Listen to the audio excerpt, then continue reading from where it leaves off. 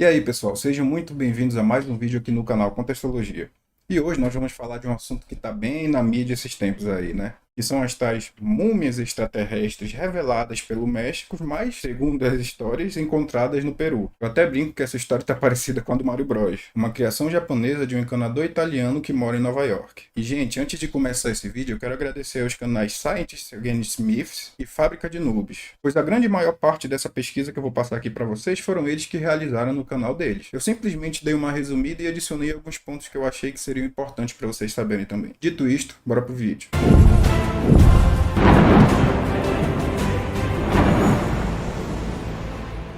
Então, gente, para quem não sabe, nessa quarta-feira, dia 13 de setembro de 2023, foi realizada uma audiência pública no México a respeito de objetos voadores não identificados. Gente, só a título de curiosidade, a pessoa que armou toda essa audiência e ajeitou tudinho ali por trás foi o jornalista mexicano Jaime Maussan, que inclusive trabalha para o History Channel apresentando a série Expedientes Secretos. Sim, é o History Channel, aquele mesmo do Alienígenas do passado. Pois é, só para aí já dá para ter uma ideia, né? Mas vamos indo. Eles começam a audiência apresentando alguns vídeos de supostos OVNIs e algumas evidências, né, que eles tentam afirmar para comprovar suas teorias. Então, ali pela metade da audiência, ele diz que vai apresentar uma coisa que pode mudar o mundo. Então, ele traz dois caixões de madeira, na verdade eram duas caixas de madeira com tampões, né? Onde cada uma dessas caixas continha dentro, segundo ele, uma criatura que era de origem extraterrestre. Então, eles vão ali mostrando alguns slides e algumas imagens de supostas análises e exames feitas nessas múmias, que na verdade não são múmias, tá, gente? Elas estariam, na verdade, petrificadas. Se fossem reais, a gente vai ver aqui muito bem que não são, mas se fossem o estado ali, não seria de mumificação, e sim de petrificação, ou seja, quase uma fossilização. As duas criaturas seriam mais ou menos 60 centímetros de altura e realmente possuíam esqueletos com ossos reais dentro. Outra característica bastante estranha das criaturas era que elas tinham apenas 3 dedos nas mãos.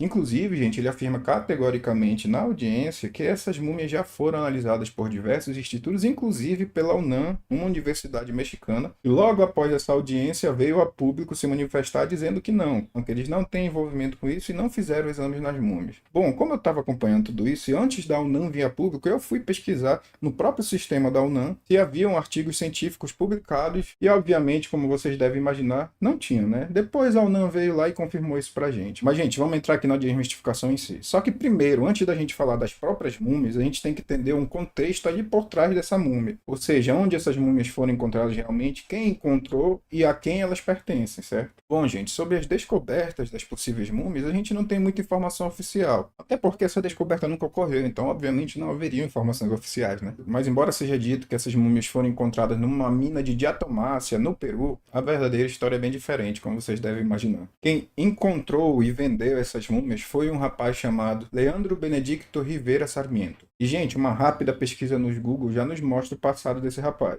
Ele já foi preso diversas vezes, inclusive por falsificar dinheiro, por falsificar múmias e artefatos arqueológicos e outros tipos de crime. Bom, então a gente sabe que quem vendeu essas múmias foi o tal do Leandro. Mas quem comprou? O tal Jaime Maussan, o ufólogo mexicano que trabalha no History Channel que eu falei para vocês ali no início. Então, gente, essas duas múmias, que não são de agora que são conhecidas, tá? Elas já são conhecidas dali pelo menos desde 2016 ou 2017. Inclusive, existe o episódio de uma série na Gaia TV, onde a capa do episódio são exatamente essas duas múmias. E, galera, elas têm nome, tá? Existe a família, que são 3 mumiazinhas pequenas desse tipo. Existe a Josefina e o Alberto, que são exatamente essas duas que a gente está mostrando para vocês aí na tela, que são as que foram apresentadas ontem pelo pessoal do México. E existe também a Maria, que é aquela múmia em estado fetal, que ela é um pouco maior, já foi comprovada ser falsa. Inclusive, como eu já falei para vocês no início, quem falsificou aquela foi o mesmo rapaz que falsificou essas duas aqui, o Leandro Sarmiento. Mas a gente vai chegar lá, a gente vai linkar tudinho isso aí até o final. Por enquanto, basta entender o quê? Que esse Leandro Sarmiento já foi preso por várias vezes, inclusive ele leva o título de ruaqueiro. E o que é um ruaqueiro? Ruaqueiro é exatamente um termo mexicano para alguém que faz o que esse cara fez. Rouba artefatos e restos humanos e altera, transformando ali a anatomia daqueles seres para que eles se tornem mais atrativos para compra, obviamente, né?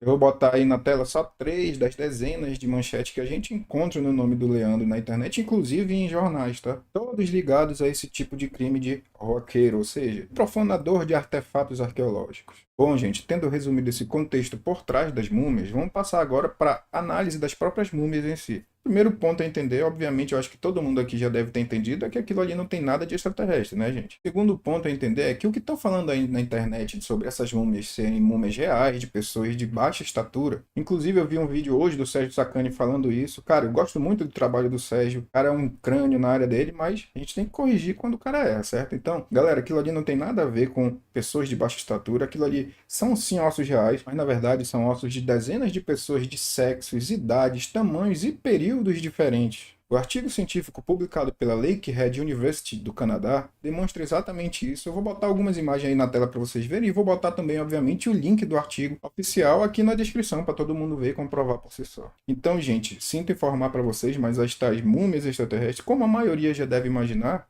a gente pode chamar até de quimera, porque o próprio DNA, dito pelos ufólogos na audiência lá, que era 30% desconhecido, na verdade não era nada desconhecido. O que aconteceu foi que o DNA estava misturado, eram dezenas de ossos de pessoas diferentes, então não tinha como ter o resultado certinho de um indivíduo só, e sim de diversos indivíduos diferentes. E os tais 30% desconhecidos, na verdade, estão bem dentro da grade de degradação do DNA, até porque se aquelas múmias fossem reais e tivessem exatamente 1000 anos, como eles afirmam na audiência, esses 1000 anos seriam tempo bastante para degradar muito mais do que 30% desse DNA, tá, galera? Então, só por aí dá pra gente ver que a conta não bate e nunca bateu, né? E agora, gente, eu vou mostrar pra vocês as imagens que comprovam tudo que eu falei pra vocês aqui nesse vídeo. São as análises em raio-x e tomografia oficiais dos tais serizinhos ou múmias, que na verdade a gente viu que são bonecos de Lego montados de ossos, né? Vamos lá pra tela do computador. Bom, gente, agora nós estamos na tela do computador e eu vou mostrar para vocês qual é a disposição dos ossos de uma mão humana comum. Ah, gente, só um adendo, não é só a mão humana que segue esse tipo de disposição. Na verdade, todos os animais que possuem os dedos mais alongados um pouco como os nossos, possuem disposições de ossos nessa mão ou pata mais ou menos parecida com essa que eu estou mostrando para vocês aí na tela. Bom, vocês podem ver que essa primeira é uma mão humana comum, essa segunda aqui é uma mão de chimpanzé e essa daqui é a mão de um orangotango. Todas elas são parecidas e seguem mais ou menos o mesmo tipo de formação óssea, tá, gente? Então, dito isto, vamos voltar lá para as tais mãos das múmias. Bom, a mão humana comum, como vocês devem ter aprendido em biologia na escola, é formada por esses ossos aqui, e cada um desses ossos tem, obviamente, seu nome, né, galera? Bom, então aqui na pontinha dos dedos nós temos as falanges distais, abaixo delas nós temos as falanges médias, abaixo nós temos as falanges próximas, abaixo nós temos os metacarpos, e abaixo nós temos o carpos, que se divide em trapézio, trapezoide, capitato, enfim, por aí vai. Certo? Essa é a disposição de uma mão humana comum e como eu expliquei para vocês, não só de uma mão humana, como de diversas outras espécies que têm um membro parecido com a mão. Bom, gente, aqui em cima nós temos mais uma vez uma mão humana comum e aqui embaixo nós temos a mão do Alberto, que é uma das múmias representadas ontem lá. Lembra que eu falei para vocês que é a Josefina e o Alberto? A gente pode ver aqui pela mão do Alberto, ou melhor, pelos dedos, né? Porque essa aqui seria a mão, ou seja, pode ver que aqui na verdade são vários ossos que foram serrados e quebrados propositalmente para ficar dentro da estrutura aqui da mão, né? Para não ficar algo tão seco. Aqui nós temos os dedos, que na verdade são uma mistura, gente, de diversos ossos, de diversas pessoas, de épocas, períodos, idades e tamanhos diferentes, como eu já falei para vocês. Então a gente pode ver que uma mão humana comum possui aqui na posição da palma da mão esses ossos que nós chamamos de metacarpos, esses ossos que estão aqui na cor vermelha, certo? A partir dos metacarpos até a ponta dos dedos, todos são falanges, como aqui que eu mostrei para vocês, vários tipos de falanges diferentes, distais, médias e próximas, certo? Então a gente pode ver que aqui abaixo, na múmia do Alberto, galera, não existe metacarpo nenhum, a não ser uma massa de ossos quebrados, como vocês puderam ver. E aqui nos dedos nós temos o quê? Dedos formados exatamente de metacarpos humanos, gente. Como vocês podem ver aqui na imagem, inclusive eu coloquei aqui as setinhas para vocês. Esse aqui é um metacarpo, esse é um metacarpo, esse é um metacarpo, metacarpo, metacarpo e metacarpo, certo? Aqui, gente, onde nós temos as setinhas em azul, são realmente falanges humanas, ou seja, vocês podem ver que o Leandro, quando foi falsificar aqui essa múmia, utilizou os ossos da palma da mão de uma pessoa humana para formar os dedos mais longos, né? Por quê? Porque ele precisava de ossos que fossem mais ou menos da grossura dos ossos dos dedos, mas um pouco mais longos. Nossos metacarpos aqui. Então ele foi formando ali os dedos das mumiazinhas de metacarpos e falanges, até que elas ficassem naquele formato que a gente viu. Outro ponto bastante importante que não pode ser deixado de lado, gente, é que Todas as mãos, tanto da Josefina quanto a do Alberto, possuem números diferentes de ossos nas suas mãos, o que todos nós sabemos que não é nada comum em uma espécie, né? Inclusive, um desses ufólogos, o Ryan Graves, que é bem conhecido aí no mundo da ufologia e tenta exatamente estudar a ufologia de modo científico e sério, ontem se manifestou a respeito da tal audiência, como eu estou mostrando para vocês aqui na tela, tá? Esse aqui é um tweet dele, perdão pela qualidade, até porque o tweet era pequeno, eu tirei o print do celular e aumentei, então ficou desse jeito, mas eu acho que dá para a maioria ver aqui, e então ele está explicando aqui várias coisas, que ele participou exatamente daquela reunião no Congresso nos Estados Unidos e papapá. E aqui ele diz que é uma grande pena, né, que a demonstração de ontem foi um grande passo para trás, né, para esse tipo de assunto, ou seja, ele realmente está dizendo aqui que ontem, em vez dos mexicanos ajudarem a ufologia, eles acabaram fazendo ela dar um passo para trás. Mas o importante, gente, é que vocês estão vendo aqui que os próprios ufólogos sérios não estão contentes com isso. Eles mesmos estão achando isso uma babaquice, galera. Mas voltando aqui para as imagens de raio-x e tomografias das tais múmias, essa daqui é a mão do Alberto, aquela primeira que eu mostrei para vocês aqui, tá, gente? Toda formada de metatarsos, onde os dedos são formados de metatarsos e falanges. E vocês podem ver que bem aqui tem um ossinho que não está azul e nem está vermelho, ou seja, ele não é uma falange e também não é um metacarpo, certo? Então por que será que esse ossinho não está vermelho? Vamos ver aqui.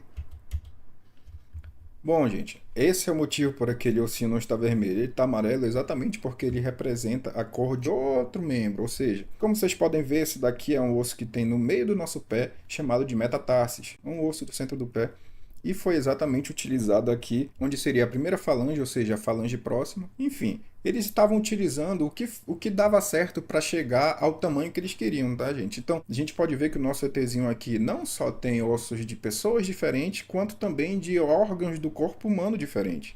Além dos dedos da mão dele serem formados de metacarpos e falanges, também são formados de metatarsis, um osso do pé humano. Então, galera, vocês podem ver que esse aqui é realmente um bonequinho todo montado, um tipo de Frankenstein de ossos humanos, como eu já venho explicando aqui para vocês. Mas vamos passando aqui. Então, aqui a gente pode ver os tais ossos aleatórios cerrados, que foram propositalmente colocados nessas posições aqui para aparecerem, para darem formato do pulso e da mão. Ele não teria movimento nenhum da mão, até porque os ossos estariam todos quebrados. Na verdade, isso aqui não é quebrado, tá, gente? Alguns deles estão cerrados e outros estão quebrados, como esses aqui. Mas vocês podem ver que a própria disposição das posições dos ossos não encaixa. Ou seja, gente, se isso daqui fosse a mão de um bicho, ela seria uma mão toda torta, que não teria movimento, inclusive seria toda atrofiada. Não teria nem porquê ela ter crescido desse jeito. Se esse ser fosse um ser real e desde pequeno tivesse essa disposição aqui, essa mão não teria crescido, ela teria atrofiado, que nem a gente sabe, a gente já viu em algumas pessoas e animais que nascem com problemas assim, então totalmente fake, né? Mas vamos continuar aqui. Agora, o crânio sim é um grande mistério.